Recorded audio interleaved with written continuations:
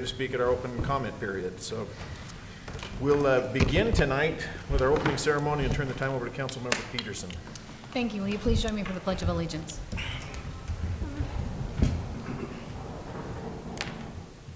I pledge allegiance to the flag of the United States of America and to the republic for which it stands, one nation, under God, indivisible, with liberty and justice for all.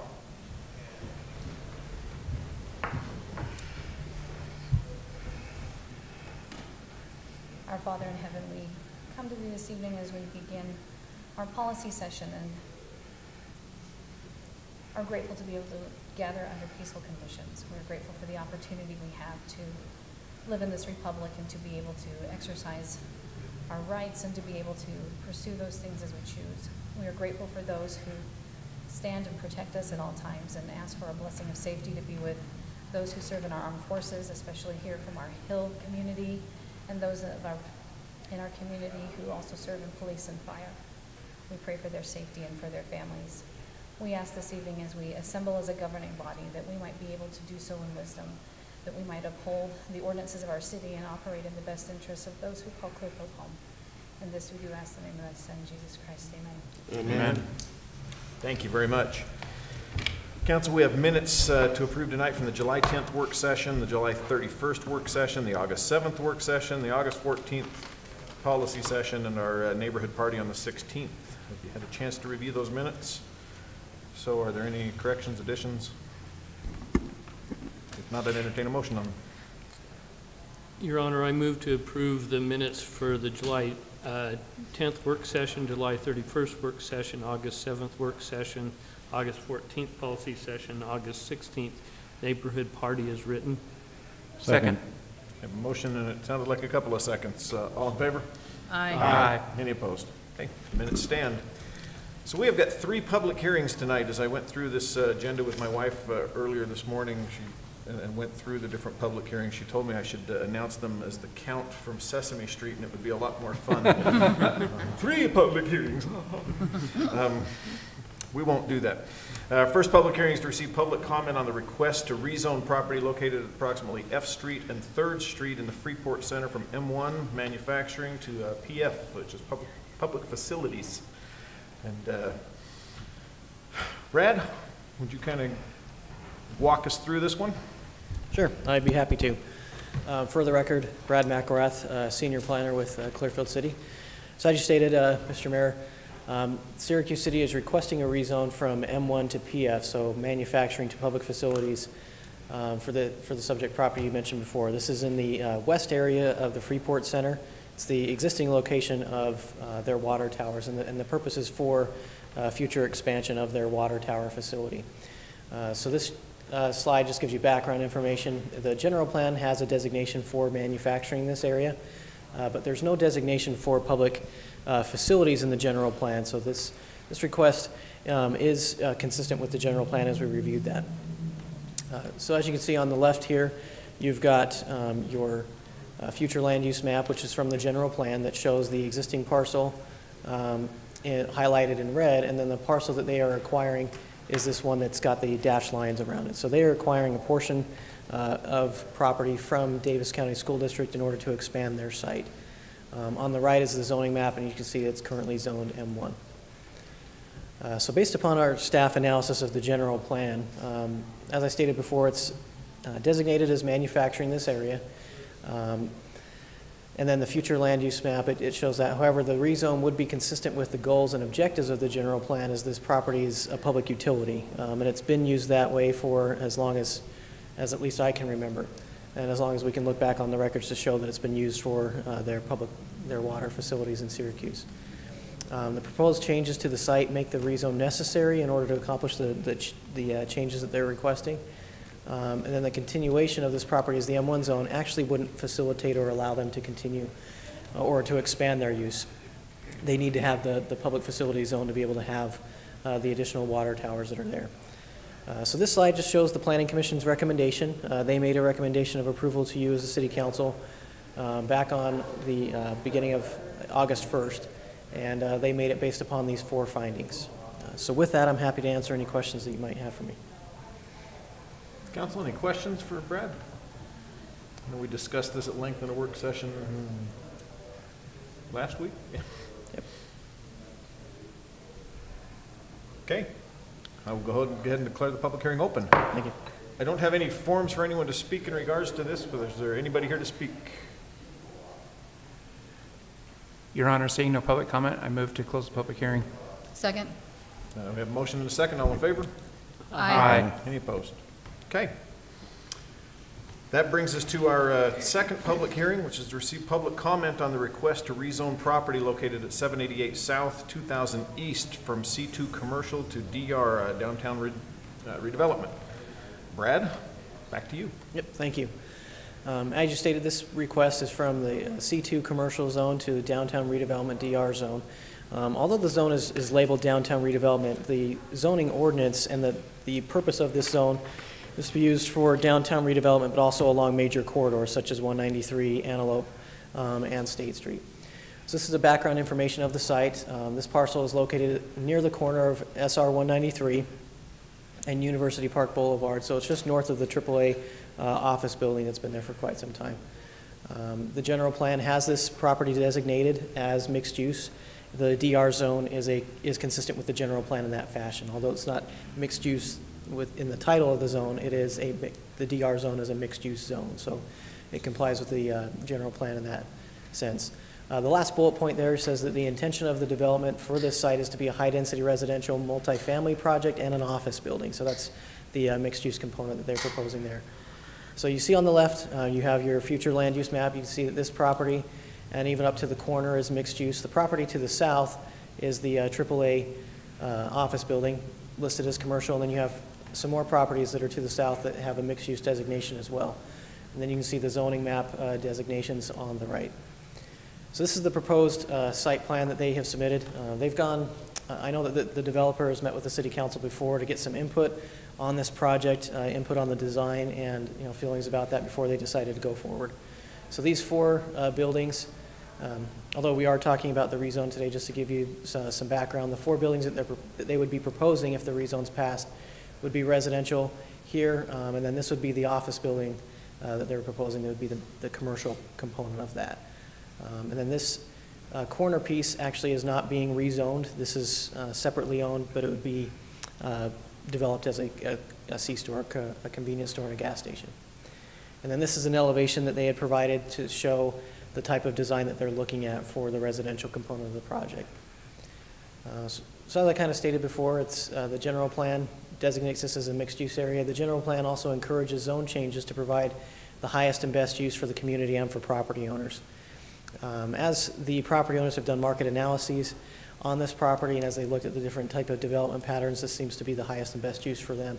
And then this also seems to be an appropriate use in this area and with the surrounding uses there.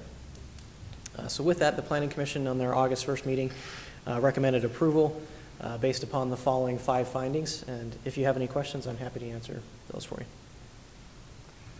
Council? Questions for Brad? Okay, thanks, Brad. We'll go ahead and declare the public hearing open. Again, I don't have any forms for anyone from the public to speak in regards to this, but we certainly don't want to take that opportunity away from you.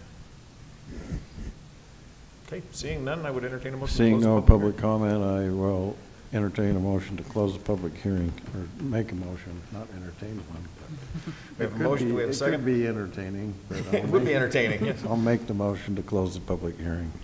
Second. We have a motion and a second. All in favor? Aye. Any opposed? Okay. That'll bring us to item number 3, which is a public hearing to receive public comment on a request to amend Title 11, Chapter 11D of the Clearfield Code to allow for single-family residential dwellings in the M1 zone under certain conditions. Brad, once again, this is over to you. Thank you. So to give some background information on this request, this item was discussed with the Planning Commission in, excuse me, that's the wrong slide. Here's the development standards. So the applicant who is requesting this owns a property that's on South Main Street. And because of the history of the property, he's requesting that this be added and proposing some of these development standards to allow attached residential to a manufacturing use. The property that he owns has a single-family residence that is attached to a commercial or manufacturing use. It was used as a auto shop before in the past.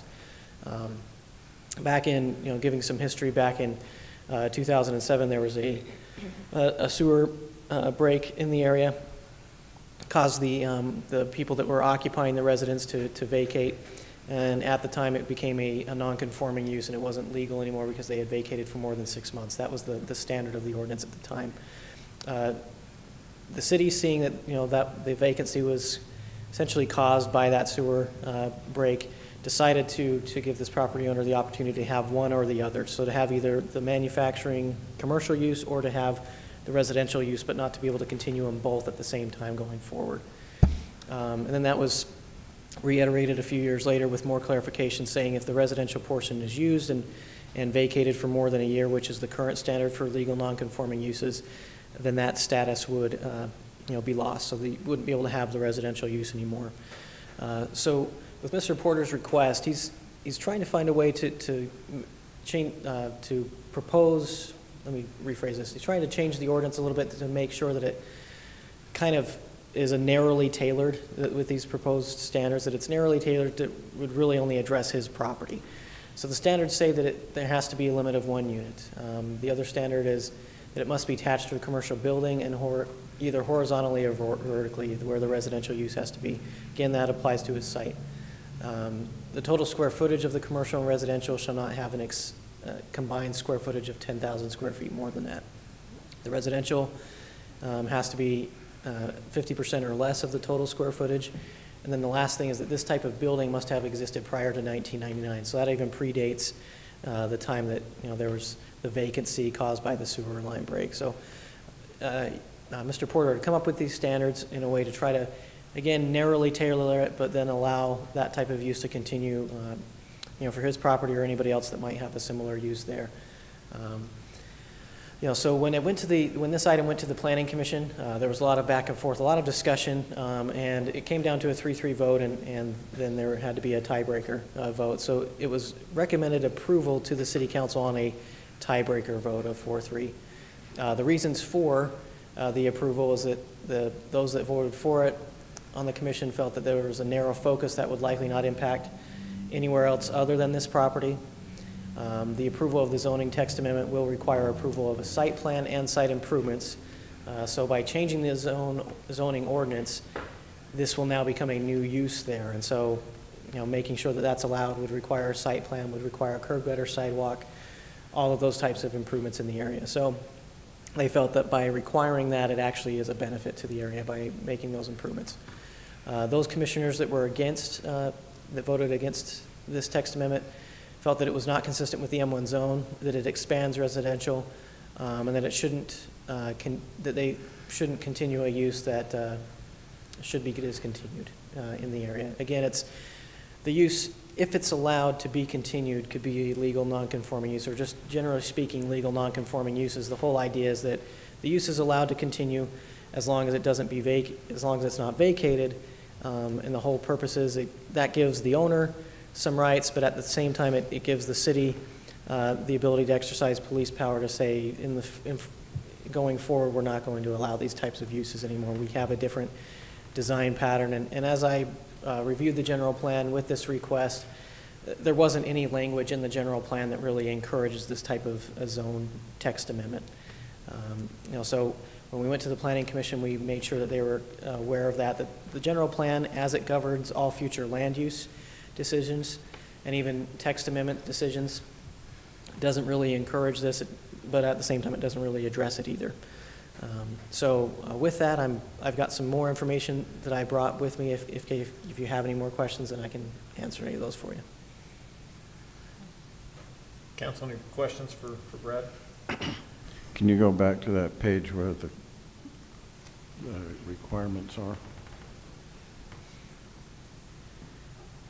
I just wanted to look at it again. So Brad, has it been occupied and used as a residence then?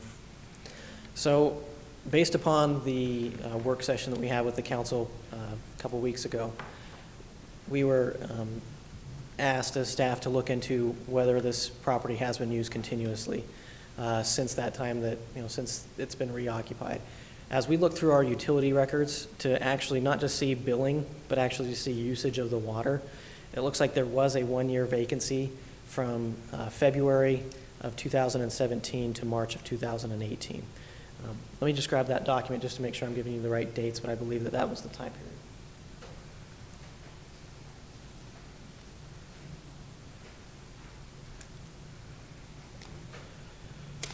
Yeah, so it looks like going back to August, so the information we have goes back to August of 2015. In March and April of 16, there was a vacancy, or at least the utilities weren't being used. In June and July of 16, same thing, weren't being used. September weren't being used. And then there was continual usage until February of 2017. And then from February to 2017 to March of 2018, we don't show that there was any water usage at all on the property. So, we have discussed with Mr. Porter, who's the property owner, that to his knowledge, the person that had a rental lease there was using the property as a residence, but this information indicates otherwise. And this information has been given to Mr. Porter and provided to him. Okay, thank you. Council, any other questions for Brad? Okay, if not, I'll go ahead and declare the public hearing open. I do have I have Mr. Porter to give public comment. Kevin, if you can come up and state your name and address for the record.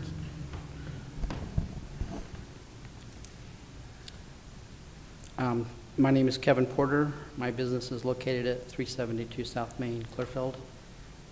Thank you for the opportunity to address the council. I am asking for your support and consideration in allowing a live-work environment for the property at 351 South Main.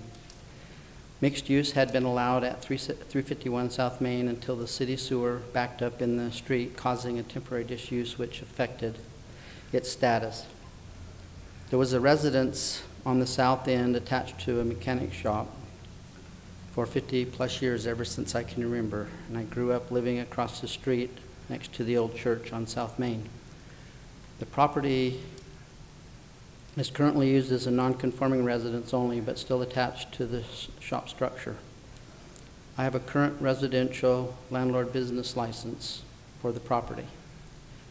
A text amendment to the M1 zone allowing residential use on a conditional basis would make the current use conforming, and as such allow the commercial section to be used as a mechanic shop once again, which is currently allowed in the M1 zone. It had successfully been in a live-work environment for many years prior and should cause no adverse effect if allowed to continue in the future. There are now 5 conditions to the text amendment, and I am open to more, including the tenant who operates a business in the commercial section will be the same tenant who occupies the residence. A sewer backup.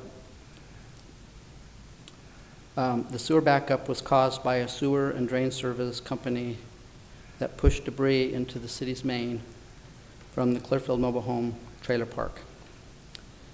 I had a 5-year lease with the tenant starting May 2014. It had language for a business use option in it, as I intended to try to get approval for mixed use back then.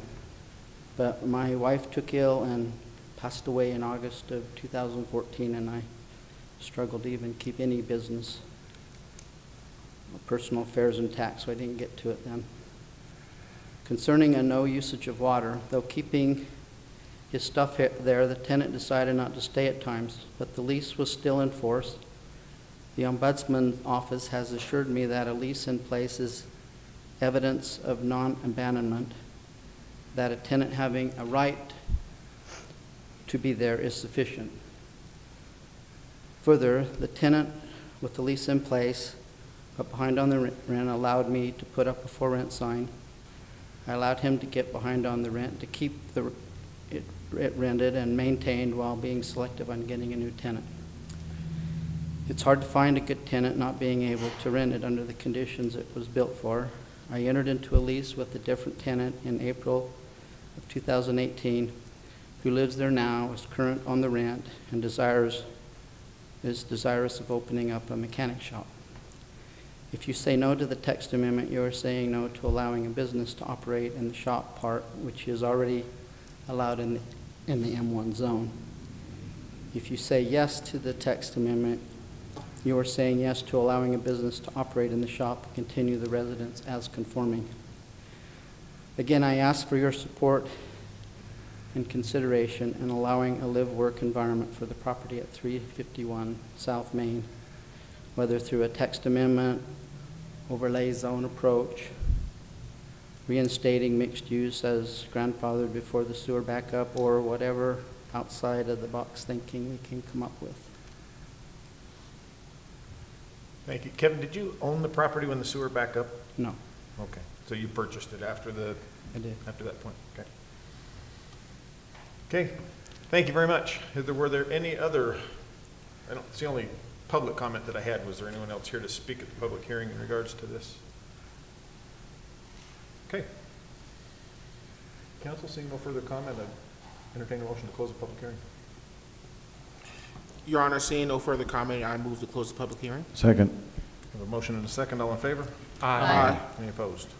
Okay, thank you. That brings us to our open comment period. And again, I don't have any forms of anyone that was here to address the council this evening for any reason. Was there, I don't want to, again, take that opportunity away from you. If you're here to address the council. Okay.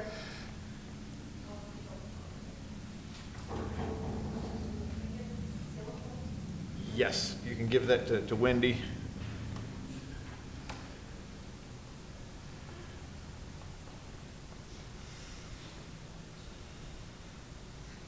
And if you could state your name and address for the record. And address?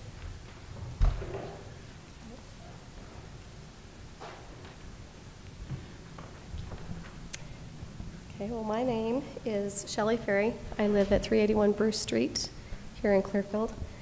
I'm here tonight because my husband came home from one of these meetings several weeks ago and informed me that there was a proposal to continue the walking trail beyond 300 North. My hope is that what I say tonight will cause you to think a little deeper about that decision and how it impacts those that live on the trail and pay taxes here. To give you a little background information, my parents lived in Clearfield when I was born. I moved when I was 19 years old and returned 10 years later after I was married. So I've spent the majority of my life here in Clearfield. And for the past 50 years, I have been witness to what Clearfield was and what it is now. When we bought our home, there was no canal trail behind our home, and the neighborhood was decent. We got a dog, and she served well as protection for our home. She was not bothered by anyone except the water master that came along the canal. The Cove apartments across the street from us were well managed and kept in pretty good repair, and I felt safe in the decision we had made to live here. I had very little to complain about, and I really don't like to complain. However, in the interest of the future decisions you might make regarding the trail, I would ask you to consider the quality of life of those that live on the trail and other homeowners. And I feel the need to say don't do it. If you've planned a trail in an area that's being developed, go ahead. But in these areas where people are already established, you need to think about why they bought that house in the first place and ask yourself if you would want it in your backyard after I tell you what I have to say, if I have time. Our quality of life since the inception of the trail behind our home is greatly diminished. We have a new dog that I have caught people throwing rocks at from the trail. Our privacy is significantly reduced.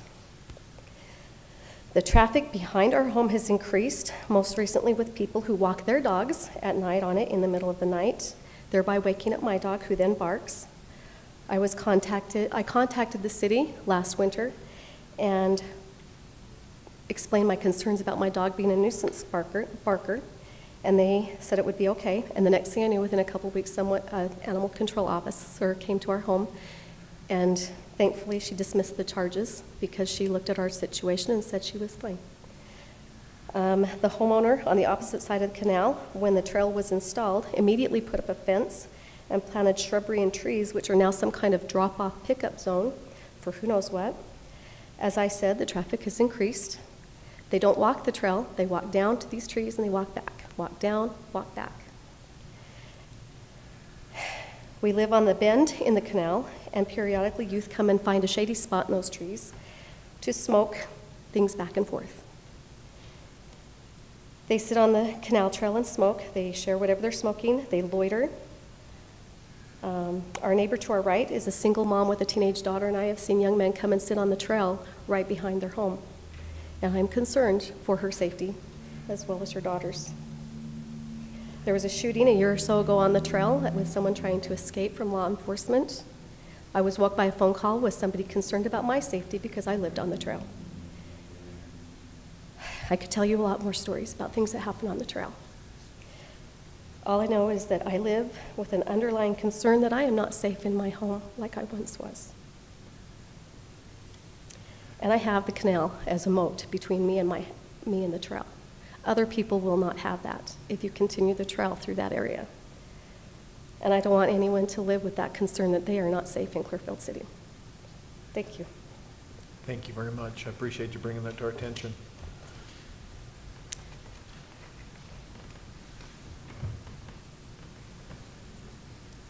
Is there anybody else here to speak tonight? Okay. Your Honor, I see no more comment. I move to close public comment period. Or Okay. open comment period, I'm sorry. Very good. We'll move on then to item number 5, which is to consider approval of ordinance number 2018-12, rezoning the property located at approximately F Street and 3rd Street in the Freeport Center from M1 Manufacturing to PF Public Facilities. This is the piece that Brad talked to us here just a little bit ago. Council, do you have any questions or concerns for Brad? If not, entertain a motion. Your Honor, I would move to approve ordinance 2018-12, rezoning property located at approximately F Street and 3rd Street in the Freeport Center from M1 Manufacturing to PF Public Facilities, and would authorize your signature to any necessary documents. Second. We have a motion, we have a second. Councilmember Thompson? Aye. Councilmember Phipps? Aye. Councilmember Bush? Aye. Councilmember Roper? Aye. Councilmember Peterson? Aye. Okay. That item is unanimous, and that'll take us to item number 6, which is to consider approval of the final subdivision plat for the Water Tower subdivision located at approximately F Street and 3rd Street in the Freeport Center. Brad, anything else you need to add to this one?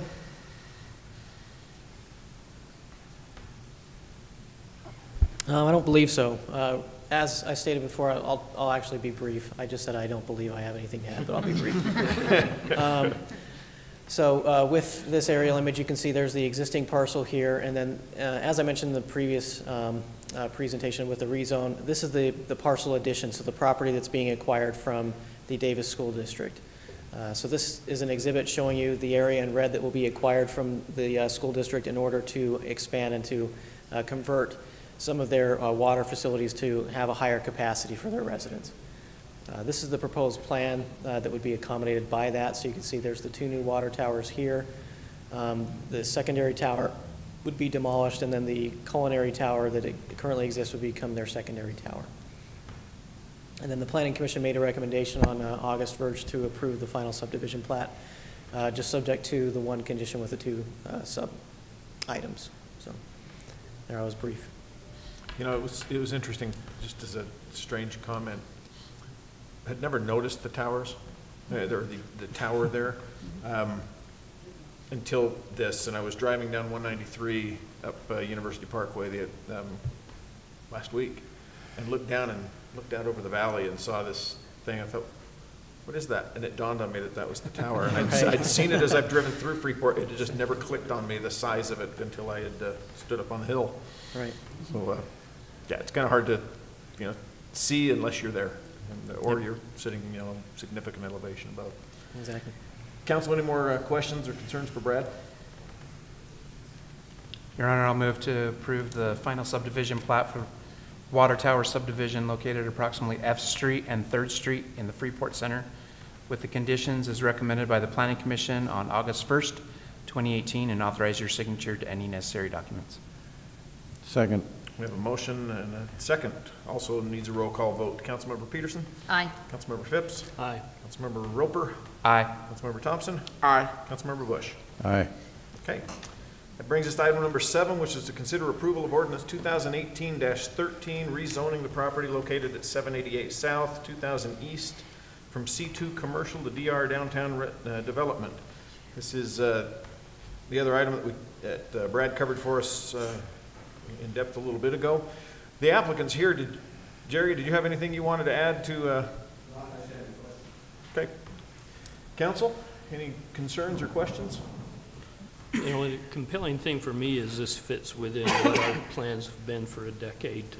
Yes. So It it's does. just moving forward to different configuration of what was planned a long time ago. Okay. Council, if there's no other comments, I'd entertain a motion.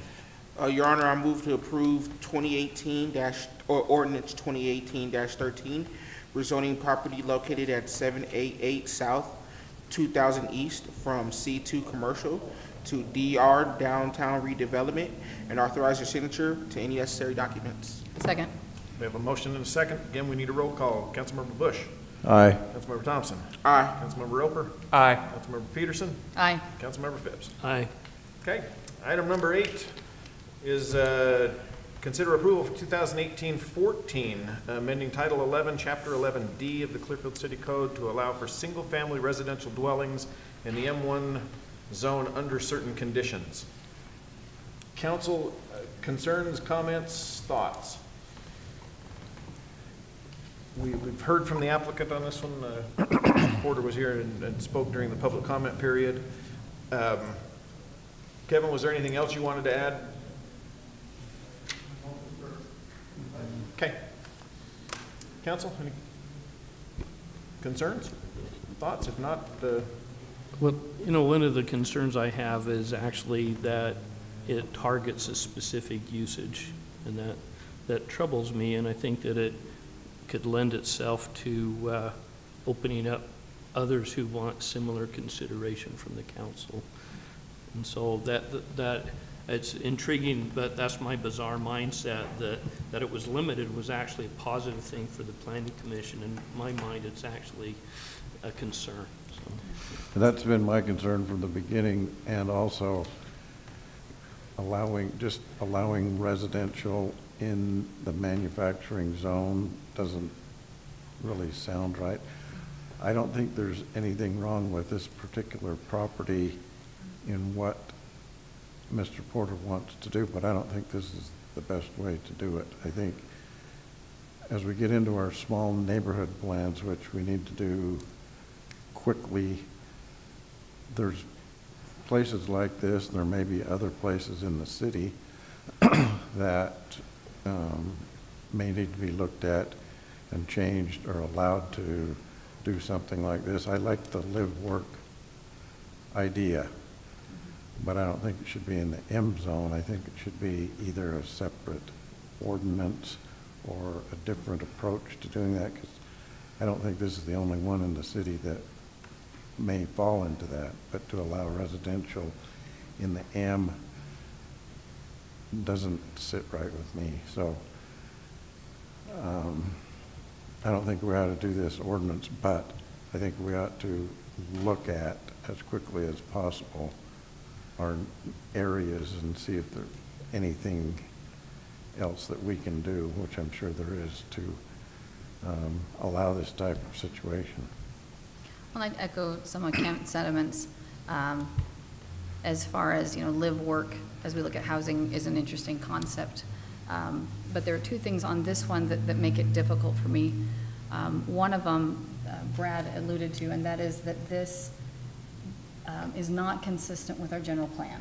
And I look at that as the guiding land use document for this city, and so I pause significantly when we're doing that, or there's a recommendation to do that. The other thing that's a concern on this one is that it's, in narrowly defining it, it's trying to find a solution to a single parcel by using our entire city ordinances as the mechanism to address one specific parcel. And when you do that, You know, to me, it becomes very akin to spot zoning and trying to look at a very localized problem and concern. And instead of looking at ways that we can do that through our proper channels, we're trying to rework a citywide zone to fit the constraints of a single property. And that to me is concerning, because then I think it opens the door and sets precedent to be able to almost arbitrarily start looking at pieces within different zones and asking for very parcel-specific considerations, rather than letting zoning do what it's supposed to do, which is to govern an entire area and apply universally to the ground that is covered by that zone. And so those are the two concerns I have in this request, not specific at all to the applicant or anything like that, but just out of policy. Land use wise, this is not the right way, in my opinion, to solve a parcel-specific problem. Yeah, one of the first things we learn in planning is we shouldn't zone for one particular property. And that's basically what this is. And Nika brings up the general plan, which is true, but as we get into these small neighborhood areas, that general plan for that specific neighborhood can change, and maybe this will fit it then if we get into that neighborhood and decide what do we want down there. You know, this may be something that we consider okay, but right now it's not. I'm with Councilmember Bush. I think we need to look at small area plans quickly. I think it's a discussion that we need to be having as we look into the future, especially with housing. I think I'm not against this use. I'm not against it in a manufacturing area. I think someone with relatively, good standards there from the city should be able to use their property for how it's deemed to be used, how they want it to be used. But we need to look at the bigger picture on this and look at it across the city, and have a specific plan of housing, especially as other types of housing become popular. I know people who build Kwanzaa huts, and they make them look really nice, and they live and work in them, and they're really beautiful buildings. So it is something that we need to have a serious discussion with it. And as we look at small area plans, and as we look into our plans in the future in this coming year, especially as we look at zoning in different areas, that this will be an appropriate use for certain areas of the city.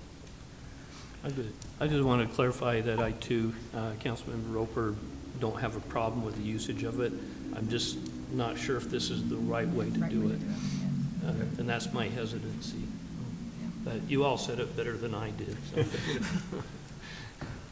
I just wanted to say that, I'm also in favor of the usage. If this is not the answer, I can understand that. I just really am a big advocate for this usage, mainly because I really do love the live-work idea. And then personally, anything where we can allow a business owner or a property owner and a person who's renting that property some autonomy to make decisions for themselves. I mean, I think that the government can allow that. That's our best and always perfect answer. But if this isn't the way, I'm amenable to that. I'm interested in the historical aspect of this building also. I think small area plans maybe can address that, because I know some people talk about the general plan and it not fitting, but I mean, the reality in my view is that this was here before this general plan. So I mean, the reality is maybe the general plan kind of just surpassed this usage, in the sense of saying, well, since it's not conforming now we can plan going forward where we want to go. But yeah, I have a great interest in this. So whatever the answer is, I'm open to it. That's all I had to say. Okay. So I have a procedural question, Mayor. So would tabling this ordinance allow continued discussion on this topic, or would that be the appropriate way to handle this? Well, we're looking for, an answer on this specific action. So tabling it, we've still ultimately got to make a decision on this request. So we can table it, we can discuss the request further, but ultimately we have to say, is this or is this not the proper avenue to address this situation? Okay, so tabling it would not keep it open for it is really about this specific proposal. Yeah, we need to deny this and then go about it a different way? Leaving it tabled, do we still have to go back to this request and decide on it? Correct. So if there's no other discussion, I'll make a motion that we go with number 2 here and deny ordinance 2018-14, amending Title 11, Chapter 11D of the Clearfield City Code to allow for single-family residential dwellings in the M1 zone under certain conditions. Second. We have a motion and a second. Any further discussion? Okay, Councilmember Bush, Aye. Councilmember Peterson, Aye. Councilmember Thompson, Nay. Councilmember Phipps, Aye. Councilmember Roper. Nay. Okay, that passes to deny on a 3-2 vote. That will bring us to item number 9, which is to consider approval of the final subdivision plat for Clearfield Junction, located at approximately 52 South Main, 17 North Main, 75 North Main, and 100 North Main. Is this you again, Brad? Okay, I assumed it was, but No, you're good. So this subdivision, this would be located just kitty corner from us. As you stated, those properties, most people probably don't know that those are the addresses of those properties. So just kitty corner from us on the corner of Main Street and Center Street. The properties are zoned TR, Town Residential, as part of the downtown form-based code. And the rezone, the subdividing of this property and reorganization of the properties there is to facilitate future development on this property with 2 mixed-use buildings, 2 multifamily buildings, and then a future county library at the corner. So this is an aerial image of the subject properties that are involved in this subdivision process. And then this is the proposed subdivision plat. You can see there's quite a few little properties that currently exist now, and this will clean us up and only make 5 properties total. So on this subdivision plat, this corner piece here would be the future county library property. These 2 pieces here would be the mixed-use area of the project, and then these 2 pieces here would accommodate the residential portions of the property. In previous discussions with the City Council and also with the Planning Commission, some concerns did come up regarding the access, especially of these 2 rear properties, in conformance with our subdivision ordinance, about making sure that we do not subdivide properties that do not have access onto a street, that they're hidden. In order to accommodate that, the subdivision includes, you can see this kind of gray area here, includes access, a shared access parking and utility easement area. So, and that's something, also a separate document has to be drafted and recorded with the subdivision plat, as indicated by our city engineer and our staff engineer, to indicate that those are there and it runs with the land, and so those properties will always have access through those front properties to Main Street. This just shows you a conceptual site plan that the applicant is working with staff on to meet form-based code standards, and that would go to the Planning Commission as soon as that's ready. And so the Planning Commission met on August 1st this year, and they made a recommendation to the City Council for approval of this final subdivision plat subject to 4 conditions. In the work session, and as also written in your staff report, there was discussion in the work session a couple weeks ago about there's a few properties, and I'll just go back to the aerial image here, that are not shown in red, but they're also city-owned properties. So they're out here that are in State Street, and the properties that are located here are also city-owned. Question was brought up of whether or not through this subdivision process, if we should try to clean up these properties as well and make sure that they are dedicated as right-of-way to UDOT and then also on Center Street. So it's just clearly streets, and we're not having property lines cross the streets anymore. So as that was not brought up with the Planning Commission, so that was not a condition, a recommended condition of the subdivision plat. In the staff report, that was included as a condition if you would like to add that and have it be a condition of approval. As we discussed it as staff, that there was a little bit of concern on after the work session meeting, if it's within our scope to add those properties that are not part of this project area to the subdivision plat, or if it is appropriate because they're also city-owned properties. So I feel like that's essentially up to you as the City Council to determine if you feel that that's appropriate. We're not overstepping our bounds necessarily and bringing in properties that we could otherwise clean up, it's certainly appropriate to do that in this process while we're in the area and while we're trying to even clean up the properties that are there now. It's something that could be addressed with this, but at the same time, it could also just be addressed at another time, as us as the city going to the county and getting those cleaned up. So with that, I'm happy to answer any questions about this subdivision request. Yes? Can you go back to the plat? Yeah. My question is the library okay with the measurements and size of that lot for them? Or, if they decide they want it bigger or smaller, then we got to do a subdivision amendment. So have they looked at this and are they okay with those measurements and size? Yeah, that's a good question. So our city manager, JJ, has been in contact with the county about that, and to my knowledge, the county has seen this plan and is comfortable, but JJ could probably answer that better. Yeah, the drawing that the county saw was the site plan, really, but they saw the lot dimensions. The footprint of that building, that's conceptual. That could very easily and most likely will change or be Right. different, right? But the lot lines, they didn't express any concern over. Their concern was having, I believe it was 1.5 acres. Is that right? Is that what Right, that yeah, lot's having measuring? 1.5 acres. And Yeah. I believe that that's in the development agreement as well, that 1.5 acres be, Yeah. set aside for them. So they should be able to work within those parameters. So does it, on the site plan, does the lot line run through the parking lot? Is that that line, that's?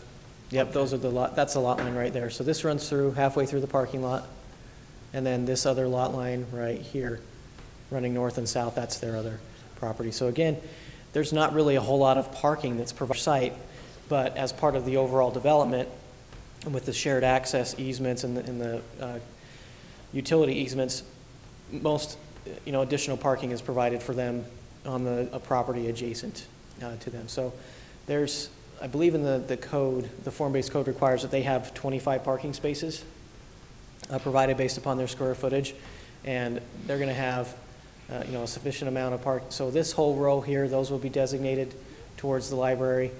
These properties would be, parking spaces would be designated towards the library. And then in speaking with the developer, he has a plan to also designate other properties, signage that says public library parking only, and that only in the circumstance where the library is closed and it's not being used during overnight hours would people be able to use those parking spaces. Well, I have concerns with the site plan, but that's not what's on the agenda, so. Okay. Okay. Council, any other questions? Okay, if not, I'd entertain a motion. Your Honor, I move to approve the final subdivision plat for Clearfield Junction located at approximately 52 South Main, 17 North Main, 75 North Main, and 101 North Main, with the conditions as recommended by the Planning Commission on August 1st, 2018, and authorize your signature to any necessary documents. Second. We have a motion and a second. Any further Just a clarification. Yes. Brad, were you looking for some kind of a head nod from the council or direction as far as that a potential additional Yes. condition to clean up the right-of-way granting the that? Yeah, I appreciate the clarification. So, yeah, as I would understand it, the motion would be just to recommend approval subject to the 4 conditions that were proposed by the Planning Commission, not adding the 5th. I would, if you'd be amicable to an amendment to that, to approve it with the 4 conditions outlined by the Planning Commission, but also with an addition of a 5th one that would direct staff to also clean up those additional lines called out in the right-of-way. I accept your friendly amendment. I got a question on the address, 52 South Main, is that, Yeah. South Main's going to be, Yeah, so the address is correct, although it's not correct, if that makes sense. So that is the parcel address that comes up on the county, but it's not addressed correctly, if that makes any sense. but I'm sure these are going to be, you're going to change the addresses to this, to these anyway, aren't you? We haven't firmed up what the addresses will be, having something to look out with the city engineer. And I didn't know anything about other conditions you're talking about, this whole issue about the other lots. We've already generated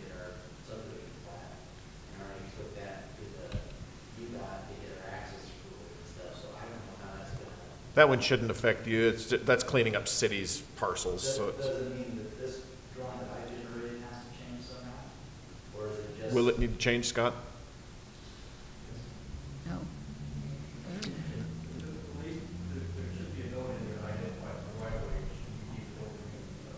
We've identified on their a right-of-way dedication, if all I have to do on the map is just increase that shading to overlay here off the building. We know that right-of-way is easy.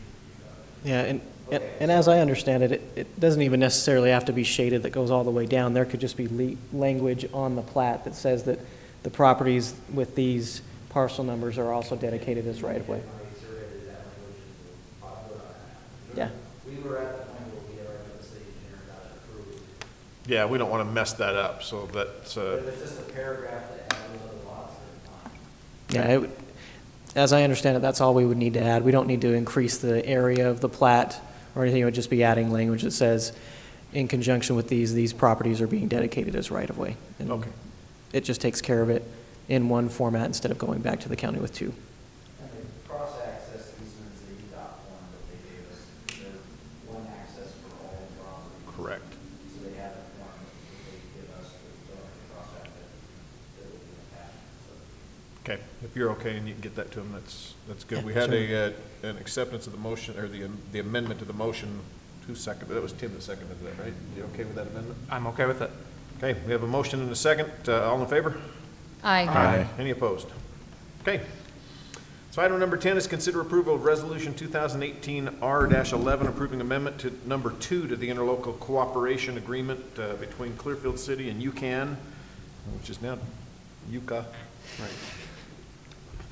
Utah Communication Agency Network, allowing T-Mobile to co-locate on a UCAN tower east of the Clearfield Community Arts Center. JJ, Yeah. gonna give us some info? Yeah, as the mayor alluded to, the name of that agency has changed. It used to be UCAN, Utah Communications Agency Network. It is now the Utah Communications Authority, so UCA.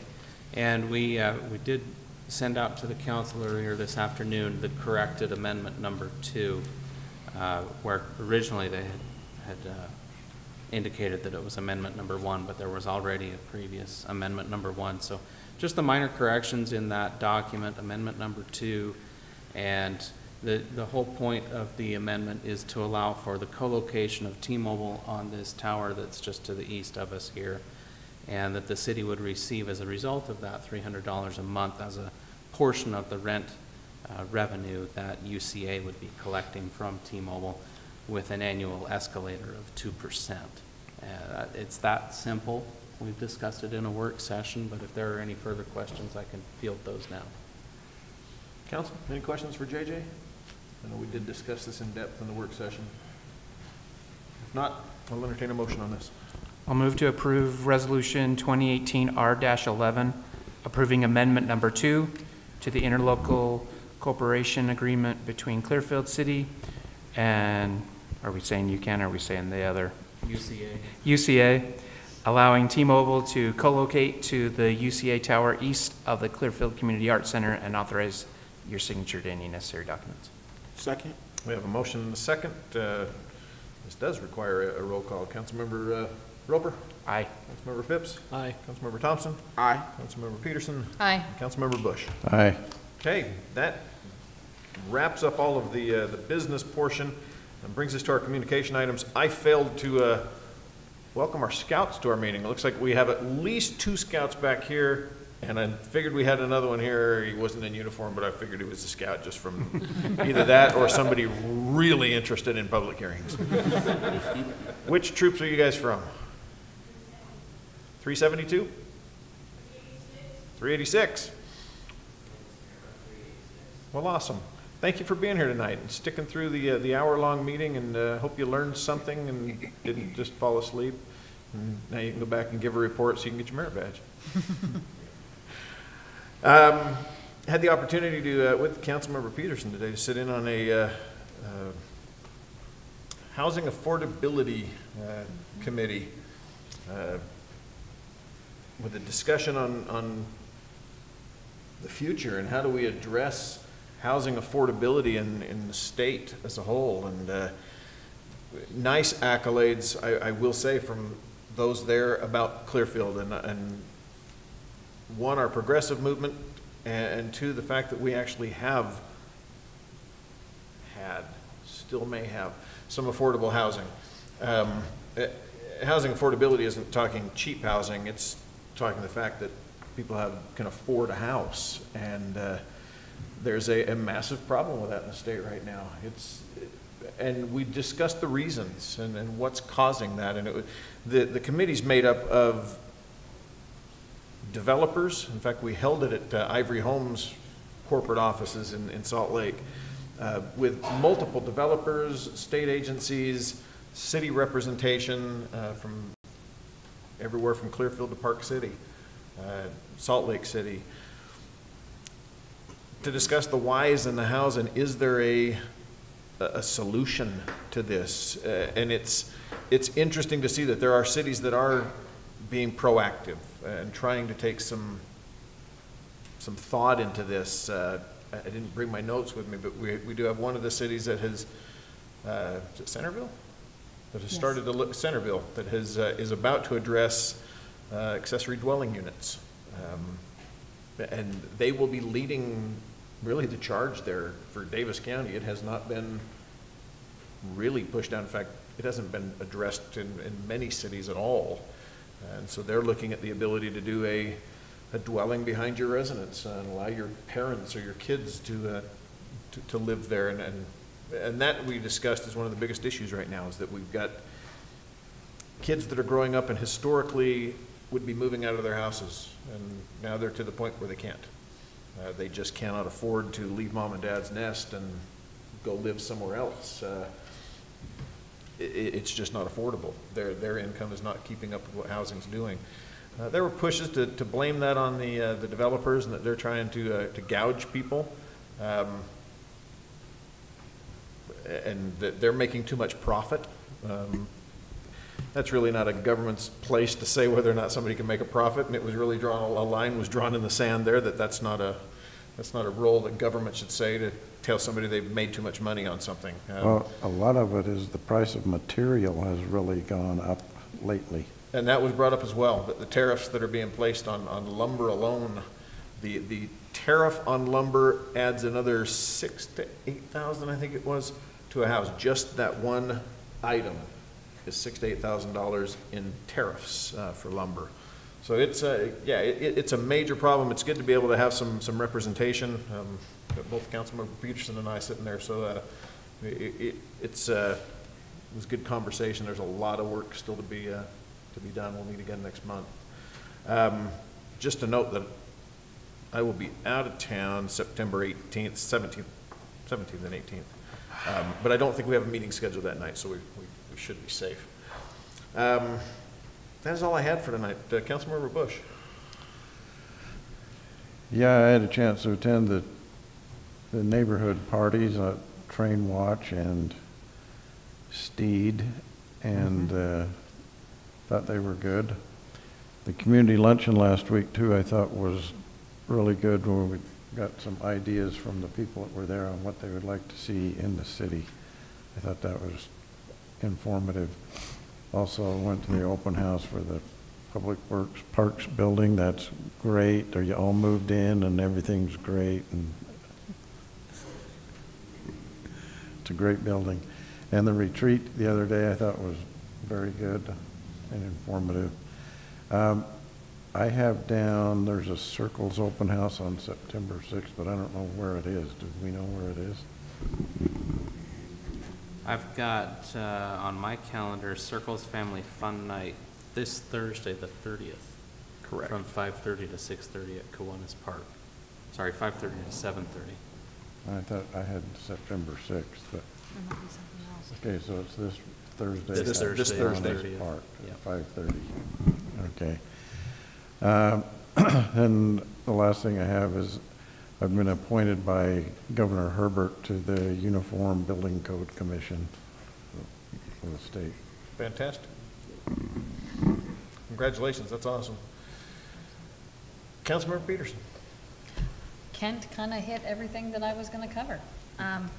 Just a huge appreciation to our staff with the yearly retreat. our pop-up parties. And also, I had feedback from the south end of Clearfield. Kids went back to school last week, and one of our schools had reached out and asked the city to come and help celebrate that day with them and express their appreciation. Our mayor was able to come out there, and our officers there, and cheerleaders from Clearfield High School, to just celebrate that going back to school is something good, and to be there and allow these kids a break from video games and to get back into the routine of that. So to pass that appreciation on as well to them. So thank you for all of that. That was fun, actually. Yeah, it was really Fun to see kids excited about going back to school, Yeah, very much so. to graduate from summer. Yes. Councilmember Thompson. So yeah, I do want to piggyback on Nika on the thanking staff for the retreat. Just an informative, great forum. Also, just a great forum where we can bond at. Also, I got a lot of great bonding moments from that. Going forward, I have been pegged by the Utah African American Chamber of Commerce to be the recruiter for the Davis and Weber County branches. So I'll be looking for community and business-based leadership to help open up Davis and Weber County branches.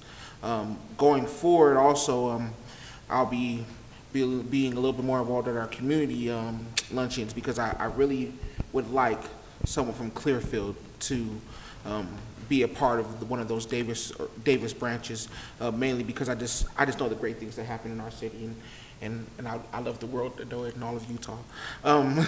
Outside of just that work, I actually got a pretty good lead on a grant, possibly through it's through a fund out in Colorado through the Daniels Fund. Hopefully we can use the Clearfield Foundation to be able to get this grant, so we could be able to get it to our boxing program. They do recreation, arts, all types of stuff, and they only do 5% allocation to Utah. And most of the time, the money from the Daniels Fund goes to universities, but sometimes universities don't always go after the money or whatnot. So luckily for us, the connection allows us to be able to apply for the grant, because we're not allowed to just, Utah, the state of Utah is not allowed to just solicit grants. There has to be invited, and so because the person I worked with was invited, they're like, you're invited, Clearfield's invited. So hopefully that grant gets off the ground. I'll be actually talking to maybe to JJ about maybe some aspects of that, helping me out on that. Other than that, that's everything I got going forward. Thank you. Okay, thank you. Councilmember Roble. I just wanted to thank those from the community who come out and make comment. I know it's not always the easiest thing to do, and can be scary, and to come up and address a body like this.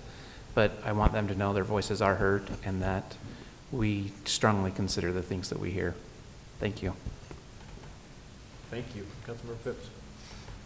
Just echo the retreat. I thought it was really successful. Appreciate it's the kind of thing where there's a lot of work that I know goes on behind the scenes to pull that off. So I appreciate that. And as Wasatch Integrated, we met earlier today, and the transfer station is under construction now. It'll be finished the first quarter of 2019.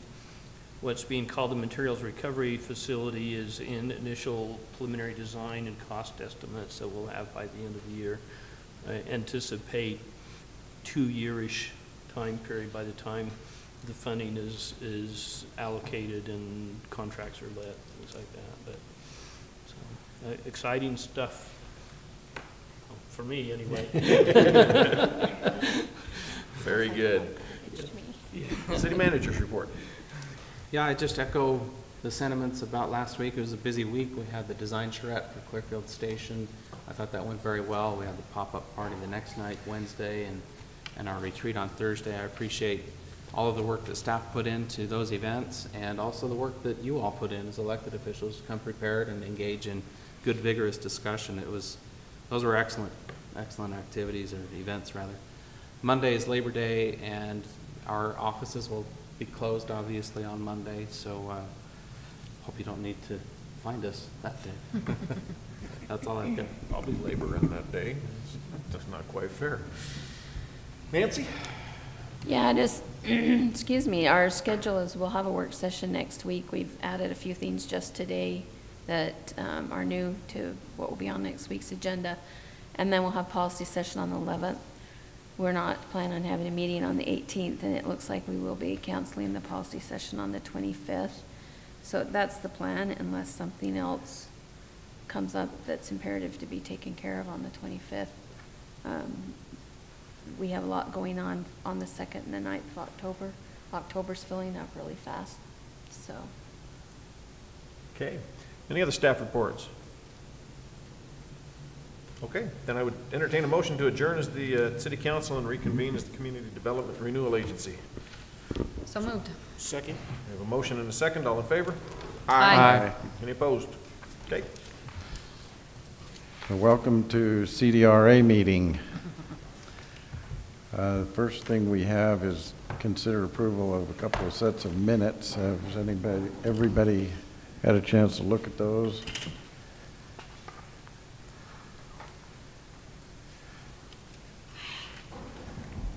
Is there a motion on them?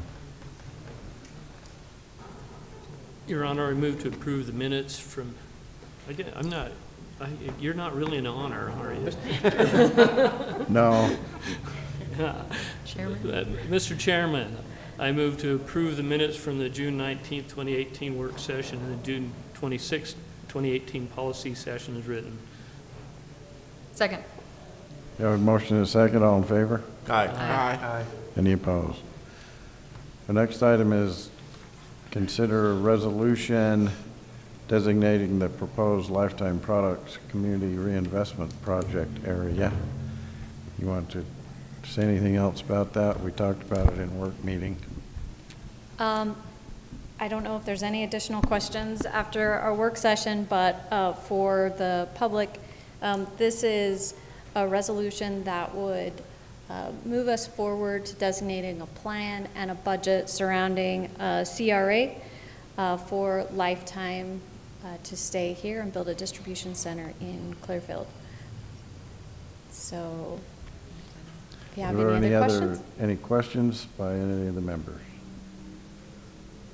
Mr. Chairman, I move that we approve Resolution 2018-R-03 designating the proposed Lifetime Products Community Reinvestment Project area, authorizing the preparation of a draft Community Reinvestment Project area and budget, and authorizing and directing all necessary actions by the agency's consultants, staff, and council, and authorize the chair's signature to any necessary documents. Second.